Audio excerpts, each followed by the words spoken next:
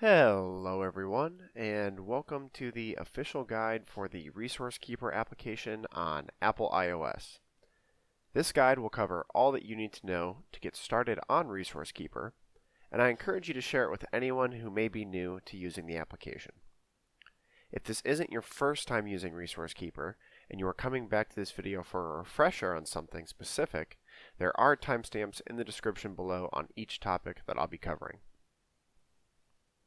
Let's start with installing the ResourceKeeper application. If you're familiar with Apple products, you know that new apps can be installed through Apple's App Store. However, ResourceKeeper is a little different in that it is installed through something called TestFlight. TestFlight allows us to invite people to test our applications and send valuable feedback before releasing apps onto the App Store. In order to install TestFlight, you'll need an invitation from someone on my team. If you're unsure on how to contact us for an invitation, let your project manager know and they can help you get started. I'll begin here on my iPad by sharing the screen, and I'm going to open up my email and click on this invitation. Make sure that you open the invitation on the Apple device that you'll be using ResourceKeeper on. At the top of the screen, the email will say, "The Davy Tree Expert Company has invited you to test Davy ResourceKeeper." And in the middle of the screen, there should be a blue button that says View in TestFlight.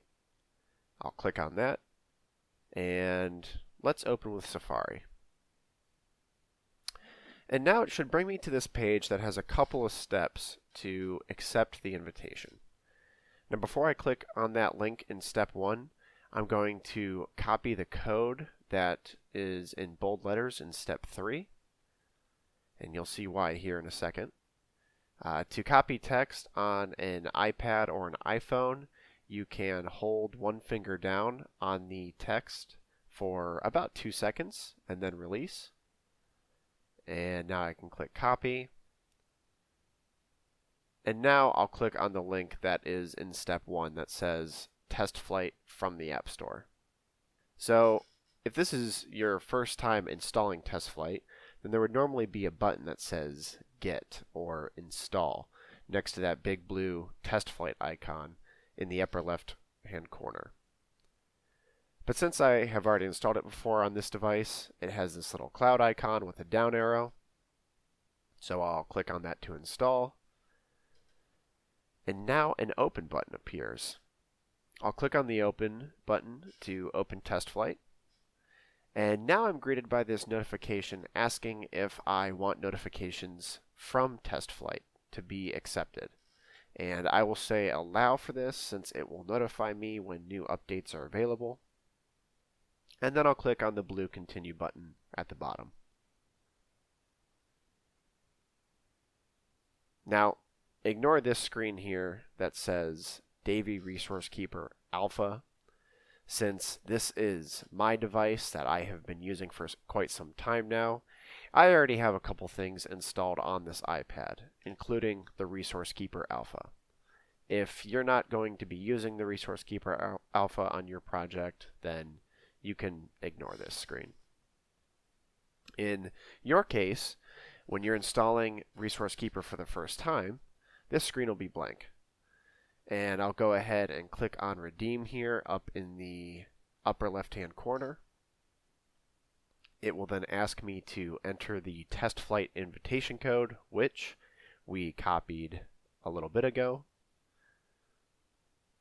And I'll go ahead and paste that in by holding one finger down in this text box for about 2 seconds and then release.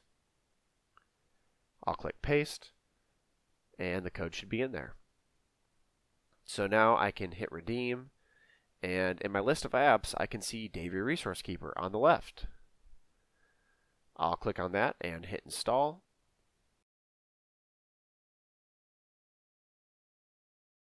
And success. So, you now have the Davy ResourceKeeper app installed on your device. Now that you have the app installed, you can open it up and you'll see this big list of projects. under this tab here that says Get Project. And you'll notice there's actually two tabs here, Use Project and Get Project. And if I click on Use Project, there's nothing in there yet. That's because we need to download our project first before we can start using it. To download the project that you're on, click on the Get Project tab, and then you can either scroll through this list to find it, and it is going to be in alphabetical order, so it shouldn't be too hard to find. Or a faster and easier way would be to use this search bar up at the top of the screen, which is what I prefer. And as you can see, as I start typing in the project's name, it narrows down the search results. So if I click on a project, I am then redirected to this login screen where I can enter my username and password. If you don't have a login yet for ResourceKeeper, or you're unsure if you do, then please let your team lead know. I'll go ahead and enter my credentials. Just a quick note here, in order for this login under Get Project to work, you must be connected to the internet. And now we're in. Now, if I want to log out, I can either click on this logout button that is in the bottom right corner, which is this little door icon, or I can force close the app, which is what I prefer. To force close an app on an Apple device, you can either double click on your home button and then swipe up on the app, or in my case, if your device does not have a home button and it's only touchscreen, you can drag your finger from the bottom of the screen to about the middle and hold it there for a second. Then I will let go and then swipe up on the app. And now it's closed. So I'll go ahead and open ResourceKeeper up, and you'll notice this time I can see the project that I downloaded earlier is now under the Use Project tab. And now I can just log in under Use Project and start using that. So I want to take a moment here to explain why we have this Use Project versus Get Project. Why not just have one tab that does it all? So as I mentioned before, Get Project is how we download our project to our ResourceKeeper application. But it will also download any recent updates that have been made to that project's database. So for example, if someone on my team were to add a new data layer to the project, let's just call it hazard trees, for example. The only way for you to see that new update in ResourceKeeper would be to download it using Get Project. Another way to think of Get Project is that it makes a call to our database saying, hey, I want all of the latest and greatest changes that have been made to you sent to my ResourceKeeper. Use Project, on the other hand, will simply use the last instance of the project you downloaded with Get Project. So if the last time you did a Get Project was 2 weeks ago, then anything new that was added in those 2 weeks would not be present in ResourceKeeper. So now that we know the difference between Get Project and Use Project, I wanted to take a moment here to explain some of the functionality that ResourceKeeper has to offer. And you'll notice that when you log in, on the right hand side here, there is a sidebar. And there are quite a few different icons, each having different functions or settings that you can interact with. And the first button in the top right corner is the GPS follow button. In order for GPS to work, you'll need to make sure that the location settings on your iOS device are on and that ResourceKeeper is allowed to access your location. So first, we will head to the home screen of our device and look for the settings. I'll click on that, and then I will scroll down until I find this privacy section and click on that. Then choose Location Services and make sure it is turned on. And now we can go back into ResourceKeeper and click on that GPS button at the top right. And the first time I do this, ResourceKeeper is going to ask if it can use my location. I like to choose while using the app. You could also say allow once so that it will ask you every single time. But I find allow while using the app the easiest option. And now the map will pan to my location, and it has this star which signifies where I'm at. And if I were to walk outside and start moving around a bit, then you would see this star on the map would follow me. I'll go ahead and click on the GPS button again, which will tell ResourceKeeper to stop tracking my location. The next button that you'll find is the routing button. So the intent for this button is to allow someone to create a route of where they are headed to when out in the field. This is helpful for someone who may be working in a heavily wooded area where trails may not always be visible. Unfortunately, though, at this time of this recording, the routing feature is still under development and is not available at this time, so we can ignore it for now. Below the routing button, though, is the layer panel button. This allows us to turn on or off the view for a layer when it is on the map. Since we don't have any data in our ResourceKeeper yet, we'll skip this for now, but we will come back to it later. Now the next button is the one that you'll probably be using the most on this sidebar, and it is the sync button. It's these two spinning arrows here. This is where you go to download any data that you have assigned to your account, or it is where you can upload any data that you've made changes to in ResourceKeeper. It's kind of a catch-all, so if you click on this Sync All Layers button, then it will download anything assigned to you, and at the same time, upload anything that you've changed in ResourceKeeper.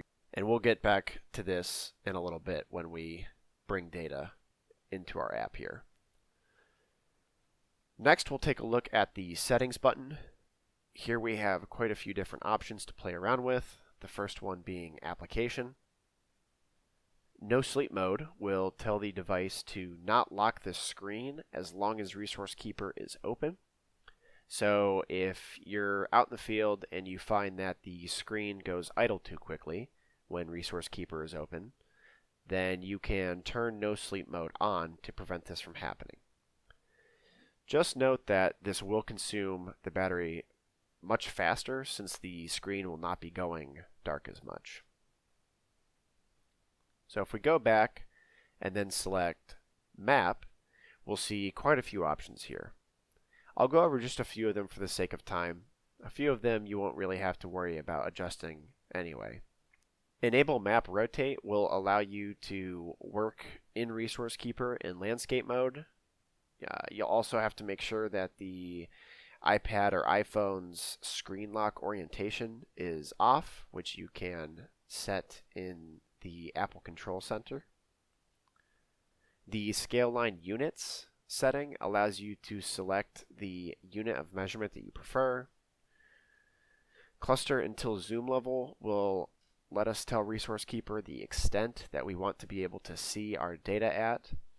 The lower the number, the further you can be zoomed out while still seeing your data. Just note with this that the lower the number is, the more it will impact ResourceKeeper's performance, since it will have to draw more features when you're zoomed out. And again, when we have data in ResourceKeeper, we'll be able to see this more. So let's hit the back button again, and this time go into GPS. Here, the settings are pretty self-explanatory. We can tell the GPS not to follow us when we are moving around. so that our star will only stay in the last spot that we turn the GPS on.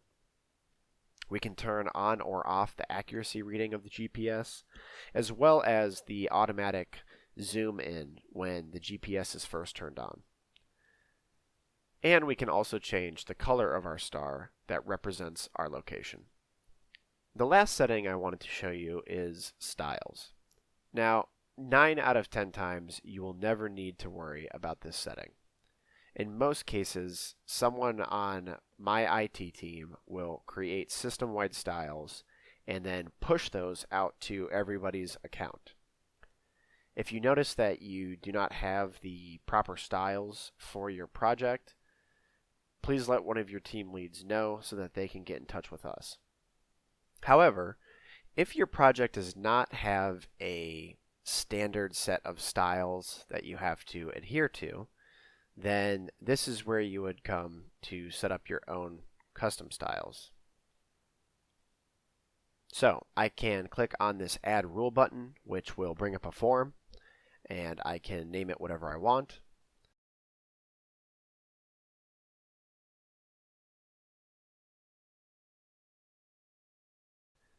Filter field will allow me to style based off of a certain field that is in the layer, as long as that field is a combo list.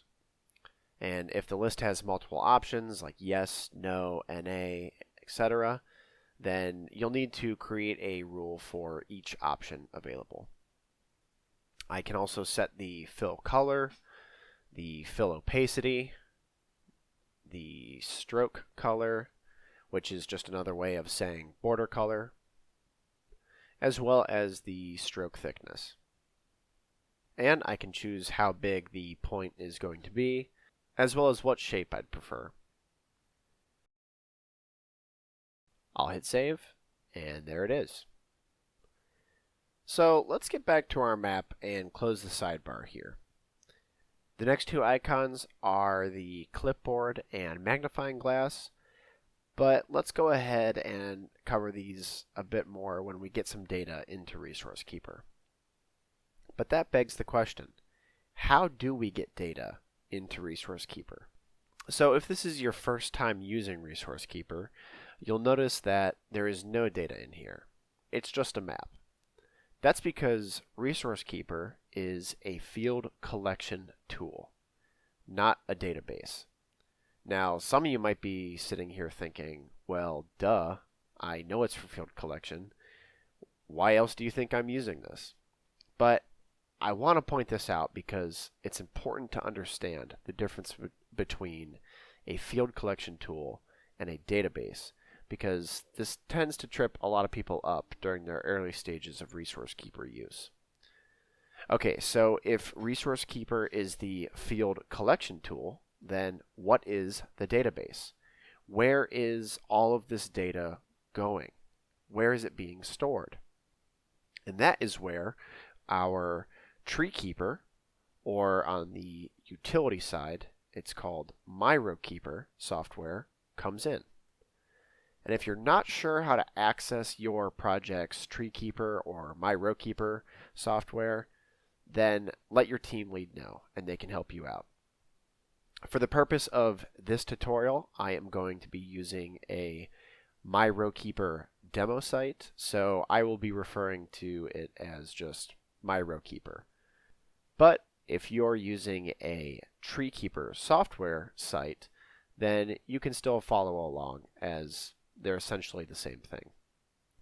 So as you can see on my screen here, I have the demo site open of ResourceKeeper. And I'm going to be using it on my computer, but you can easily access it through any web browser, such as Safari or Chrome, on your iPhone, iPad, laptop, tablet, doesn't matter. As long as you can get a web browser, then you can get on TreeKeeper or ResourceKeeper. So, I'll begin by logging into ResourceKeeper by clicking on this door icon with an arrow through it in the top right corner. It now says, "Welcome, Logan Bayless." And I have more options in this sidebar on the left-hand side here once I'm logged in. The only buttons that we are going to care about in this sidebar are the Map Tools, Data Transfer, and Layer Panel buttons. Let's start with the Layer Panel button. Now, this will function very similar to how it does in ResourceKeeper. I like to refer to it as the hamburger button since it has 3 lines stacked on top of each other. Here I can see all of the layers that I have access to in this system. And if I start clicking on some of the checkboxes to turn them on, you'll notice that data starts to appear on the map. So how do we get this data that I see here on the map into my ResourceKeeper? Well, there are a few ways. One way would be to manually select the data that I want. So I see data that I will go ahead and zoom into here a little bit. And once I'm over some of the data that I want, I can click on this Map Tools button in the sidebar. It's going to be the button that is right above the layer panels, and it looks kind of like a balloon. And then I can click on this green rectangle button, which will allow me to draw a rectangle over the data that I want. After the selection is made, the data on the map will then highlight in yellow. And now I want to tell my ResourceKeeper to assign this data to my account for downloading. So we'll click on the Data Transfer button, which looks like a down and up arrow. And this brings up the Create Subscriptions page. And if we scroll all the way down to the bottom, we'll find this button that says Add Selected Sites. If I click on that, I get a message saying that it was successful. I can then check to make sure this data was actually added to my account by clicking on the Manage Subscriptions page over on the left-hand side. And as you can see, I have one subscription that was created on the day of this recording. And the Summary tab here will give me a breakdown of all the data that is assigned to me currently. So I'll go back into the Create Subscriptions window so that we can see the other ways to assign data to your account. The Choose Subscription Criteria form has quite a few options for querying the data that you need. And I can choose specific layers, work regions, work areas, as well as any attributes that are shared across multiple layers. And once I've set my criteria, I can then click Create New Subscription, which will add that data to my account. So let's just say I want all of the parcels in this system that have been changed between January 1st, 2020 and today.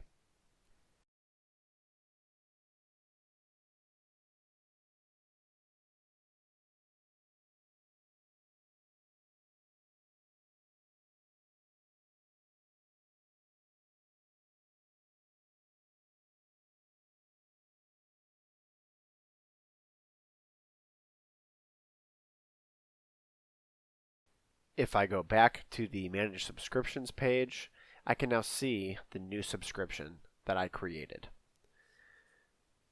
Only parcels between January 1st, 2020 and today. So let's say you have something assigned to your account that you don't need to download to ResourceKeeper anymore. Well, we can simply just unsubscribe from it by clicking on this unsubscribe button here. Now that we know how to assign data to our account, let's download it into ResourceKeeper. Remember that sync button I showed you earlier? That is where we go to download. I'll go in here and click Sync All Layers, and a few seconds later, this box will pop up telling me if there were any errors during the download process. It doesn't look like there are, so we can just hit OK.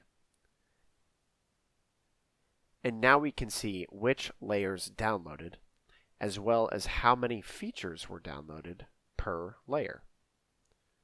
So I'll click on the sync button in the sidebar to get back to the map. And now I'll look for my data. But instead of panning all around, trying to find out exactly where the heck I am, I have a few options here. I can either turn on the GPS, which will take me right to my location. But what if I'm not at the same location that my data that I just downloaded is at? Well, if you look in the top left corner here, you'll see a blue box with a magnifying glass in it. I can click on that, and I get a message at the bottom of the screen saying, zooming to all your features. And there it is. Now, one thing I want to point out is if I start zooming out, then all of my data will seemingly disappear, and these pink dots show up with numbers above them. Don't panic, your data is still there. ResourceKeeper is doing this intentionally, and we call it clustering. Earlier, I mentioned there was a setting that allows you to set the cluster until zoom level. Well, this is it. As you start to zoom out, ResourceKeeper will automatically cluster your data together to increase its performance. The less data that ResourceKeeper has to draw, the faster it's going to run. As a reminder, you can adjust the cluster until zoom level in the settings, but just note that it may affect performance. So I'll go ahead and zoom back in here so that we can start to see our layers again. And this might look a little overwhelming at first since I have multiple layers turned on at the same time. Let's say I only want to see one layer in particular, how many points there might be. Well, I can click on the layer view button, which will let me toggle layers on and off. I can also click on this checkbox all the way at the top here to toggle everything at once. Now I'll only turn on the outages, and there they are. And if I click on one, this little information window will come up. We like to refer to this window as the callout box, which essentially just gives us a quick glance at some of the data for a particular point. If I click on this pencil icon, then it will bring up an edit form, and I can open different tabs which have the attributes that I am able to change. Once I'm done making changes, I can click on the green Save Changes button at the bottom. But since this is just a demo, I'm going to click Discard for now, and then I'll click the back button in the top left corner of the edit form. And now you'll notice that it brings us to the clipboard icon that I mentioned earlier. The clipboard is where you will find all the features that you have edited during your current login session. So let's say that I just edited this outage investigation point an hour ago, and I realized that there was something I forgot to add to it. Well, I can go back into this clipboard and find it to make changes to it again. The next thing I want to show you is adding new features in ResourceKeeper. Let's get back to the map and turn on all the layer views again. In the bottom right corner of the screen, you should see a green button with a white plus icon. If I click on that, it brings up a list of all the layers that I can add a feature to. Let's stick with outage investigations for this demo. Once I click on the name, the list disappears, and now I can tap where I want to drop the point on the map. I'll drop it off to the side here, and now the edit form appears. You'll notice here in the first tab it's highlighted in red. That's because ResourceKeeper is telling us, hey, I have an attribute in here that needs to be filled out before you can save this point. So let's open that tab and see what's going on. Aha, it's the work area. I'll go ahead and select a random value, and now that requirement goes away. And at this point, I can save this outage investigation as is, but I'll go ahead and fill out just a few more things here. Let's do outage date is May 18th, 2021.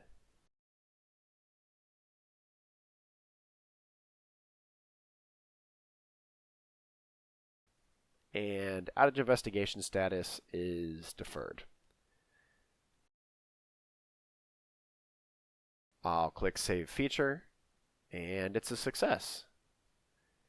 And we can now see it here in the clipboard, since I just made a change to it. And if I go back to the map, you can see it there off to the right. Now, since this is just a tutorial, we don't have a whole lot of data loaded into our ResourceKeeper right now. So finding something specific wouldn't be too difficult. But let's say we did have a lot of data in here. Well, I can click on this magnifying glass that is located on the sidebar right below the clipboard. This is our search function. Let's say I wanted to find that outage investigation point that I just made a change to a minute ago. I can click on the layer drop-down and select my layer. Then in attributes, I can choose outage investigation status.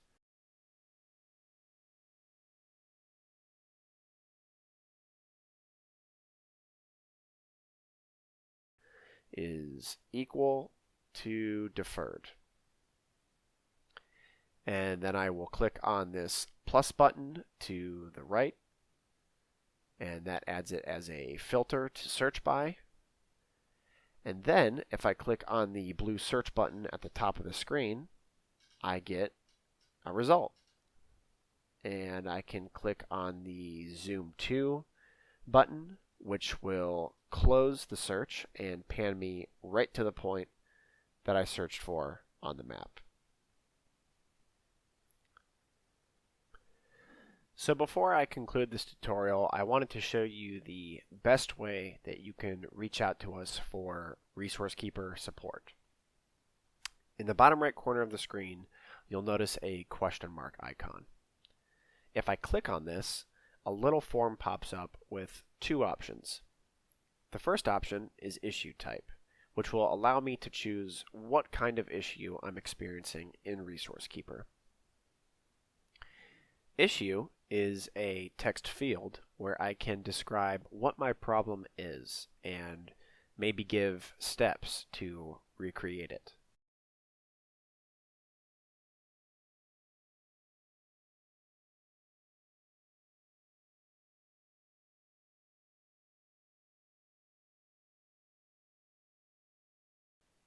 Once you're done filling this form out, you can then click Submit, and it will then be sent to us, as well as the data that you currently have in your ResourceKeeper.